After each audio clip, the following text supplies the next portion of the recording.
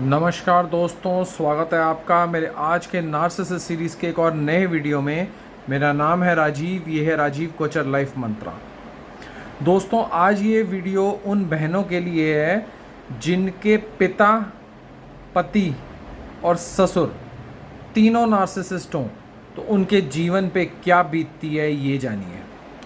जिन औरतों के पति, पिता और ससुर ये तीनों लोग नार्सिसिस्ट होते हैं, उनकी ज़िंदगी बहुत ज़्यादा संघर्ष भरी होती है। और हम उनको जैसे कहते हैं, किसी को भी कह देते हैं आप कोई जॉब करिए, आप कुछ करिए, लेकिन उनके लिए परेशानी ये हो जाती है कि उनकी बचपन से ही नर्चरिंग इस तरीके से कर दी जाती है, बचपन से ही उनको इस तरीके से ट्रेंड कर दिया जाता है रोबोट की तरह, कि उनकी लाइफ को इस तरीके से कंट्रोल कर लिया जाता है कि उनकी लाइफ में वो आगे कुछ नहीं कर पाते और उनकी पूरी ज़िंदगी इस कश्मकश में ही बीत जाती है, क्योंकि उनकी ज़िंदगी में तीन तीन नार्सिसिस्ट उनकी जीवन में आ चुके होते हैं। सबसे पहले पिता यानी फादर। जब एक पिता नार्सिसिस्ट होता है और उसकी बेटी जो होती है वो उसको बहुत तरीके से रोकता और टोकता है, वो उसके जीवन में उसका कोई भी काम पूरा नहीं होने देता, वो उसके जीवन में उसको कभी भी जॉब नहीं करने देता, अगर वो जॉब कर भी रही है तो उसके मन मुताबिक नहीं करने देता, उसकी पढ़ाई पूरी नहीं होने देता, उसको बचपन से किसी भी तरीके की फ़िज़िकल ट्रेनिंग या कुछ भी नहीं करने देता जिससे वो अंदरूनी तौर पे कमज़ोर रहती है। बचपन से उसका माइंडसेट वीक कर दिया जाता है, क्योंकि रोज़ उसको घर में माँ बाप की लड़ाई देखनी पड़ती है, क्योंकि फादर जो है वो नार्सिसिस्ट है। बचपन से उसको पोषण का भी शिकार हो जाती है, क्योंकि उसको प्रॉपर खाने को नहीं दिया जाता। और अगर वो काम कर भी रही होती है तो अपनी सारी तनख्वाह लाके अपने फादर को दे देती है, क्योंकि फादर नार्सिसिस्ट है। वो एक ही शर्त पे इसको काम करने देता है कि सारी तनख्वाह लाके मुझे दे देगी। जैसे तैसे यहाँ तक समझ लो, फादर के घर में जब तक वो रही तब तक के लिए उसका जो भी उसकी एक बेस था, हर पर्सन का एक बेस होता है ना, बचपन से ही बेस खराब हो गया। ना जॉब कर पाई, ना ढंग से अपनी पढ़ाई लिखाई कर पाई, ना अपनी हेल्थ वाइज अपना ध्यान रख पाई। फिर उसकी शादी हो जाती है एक नार्सिसिस्टिक फैमिली कल्ट में, जहाँ पति भी और ससुर भी दोनों नार्सिसिस्ट हैं। अब दूसरे नंबर पे आते हैं हम ससुर पे। जब ससुर नार्सिसिस्ट निकलता है तो ससुर क्या होता है कि ये ना एक बैठा हुआ सांप होता है घर में, जो हर बात पे लड़ नहीं रहा होता, हर बात में बहस नहीं कर रहा होता, पर पर्दे के पीछे से सारी गेम यही ससुर चला रहा होता है। पर्दे के पीछे से जो नार्सिसिस्ट पति होता है उसको कैसे क्या आपको ट्रीट करना है, कैसे आपको साइलेंट ट्रीटमेंट देना है, किस तरीके से आपको आगे लेके जाना है, वो सारी चीज़ें यही इंसान तय कर रहा होता है। आपके सामने ये बहुत मीठा बन रहा होता है। जिन लड़कियों के फादर भी नार्सिसिस्ट थे और पति और ससुर भी नार्सिसिस्ट, उनकी बात कर रहा हूँ। आपके लिए समझ लो, जिनकी लाइफ में ऐसे होते हैं ससुर, सामने बहुत मीठे बनेंगे, आपसे हर बात करेंगे, आपके सामने आपके पति की बुराई भी करेंगे ताकि आपके मन की बात निकाली जा सके।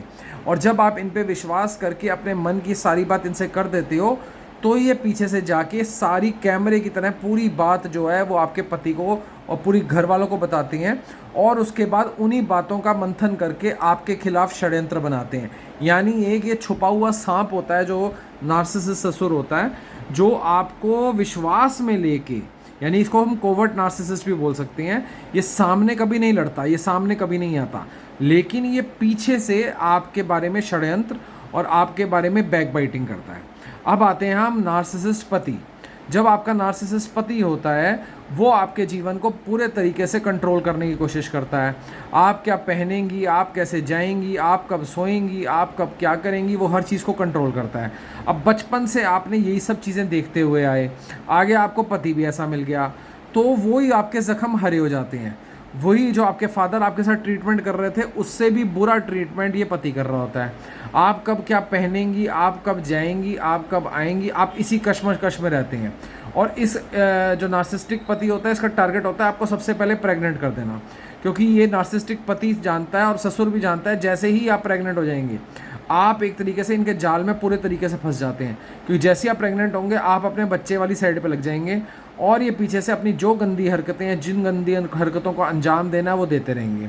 आपको घर में नौकरानी बना दिया जाएगा, आपको खाने को प्रॉपर नहीं दिया जाएगा, आपको कपड़ा लत्था प्रॉपर नहीं दिया जाएगा, फटे हुए आपके कपड़े होंगे, दुनियादारी में आपकी इज्जत डाउन कर दी जाएगी, दुनियादारी में आपके बारे में बहुत सी बकवास कर दी जाएगी, दुनिया भर में आपकी बिल्कुल ही समझ लो इज्जत तार तार करी जाएगी।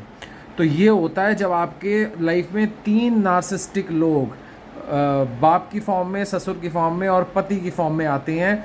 ये फिर क्या होता है, जब ये सब लोग आपकी लाइफ से एक एक करके जुड़े, तो जब सबसे एंड वाली बात है पति, क्योंकि पति के साथ ही आपने रहना है, आप ये समझ के चल लीजिए आप तब तक मेंटली इतनी वीक हो चुकी होती हैं, आप फिजिकली इतनी वीक हो चुकी होती हैं, आप फाइनेंशियली इतनी वीक हो चुकी होती हैं कि आगे सिर्फ बच्चों को संभालने के लिए और घर का नौकर बनने के अलावा आपकी ज़िंदगी में कोई चारा नहीं रह जाता। लेकिन अगर आप अपने आप को स्ट्रॉन्ग बनाएं, अपनी खोई हुई अंदर जो आपके स्ट्रेंथ है उसको वापस पाएं, अपने आप को सोचें कि आप किस तरीके से इन तीनों को भी मैनिपुलेट कर सकते हैं, सिर्फ बातों से लड़कर नहीं, दिमाग से लड़कर नहीं, सिर्फ अपनी मैनिपुलेशन से आप इनको अपनी मर्ज़ी के काम इनसे करवा सकते हैं। और वो काम होता है सुपर एम्पैथ बनकर। नीचे दिए नंबर पे व्हाट्सएप कीजिए, मेरे साथ बुकिंग कीजिए।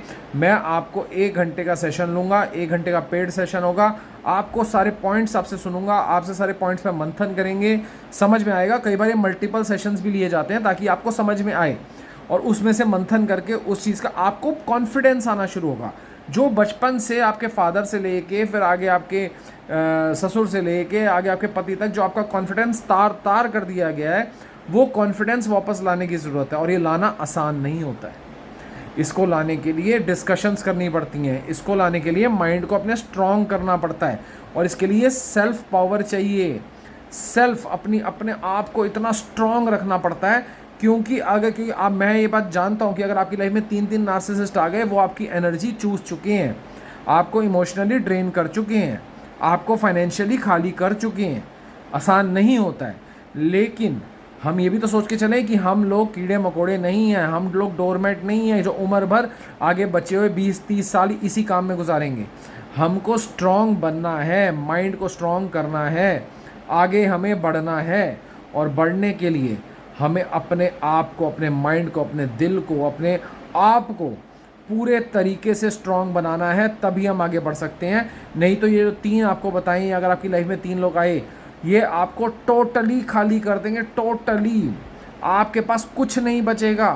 आप सिर्फ घर में एक जगह बैठे हुए हैं, नौकर बने हुए हैं, काम करे जा रहे हैं, बच्चे भी आपकी इज्जत नहीं कर रहे हैं, कोई आपकी इज्जत नहीं कर रहा है, सिर्फ आप घर में एक नौकर की तरह, एक स्लेव की तरह रह रहे हैं। इससे बचने के लिए आपको अपने आप को स्ट्रॉन्ग बनाना ही होगा।